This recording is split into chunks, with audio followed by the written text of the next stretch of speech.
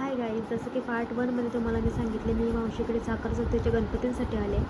तर आता संध्याकाळचे 7 वाजले आणि नंतर आरती चालू होणार होती. तर आयरा झोपली होती म्हणून मी तिला घेऊन एका रूममध्ये बसली होती. त्याच्यानंतर आयरा उठली. आयराला घेऊन मी गेले आरतीला.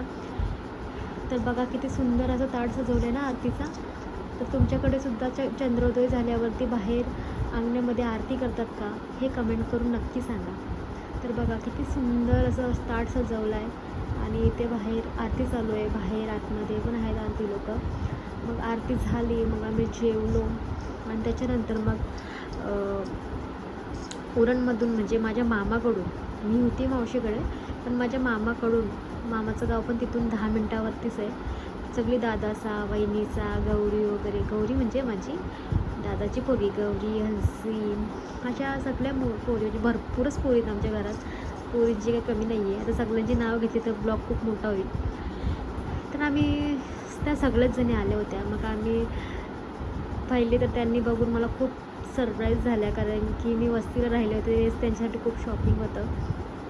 मग नंतर आम्ही खूप नाचलो, खूप मजा केली, म्हणजे खूपच. ते अर्ध्याचा व्हिडिओ मी शूटसुद्धा नाही केल्या.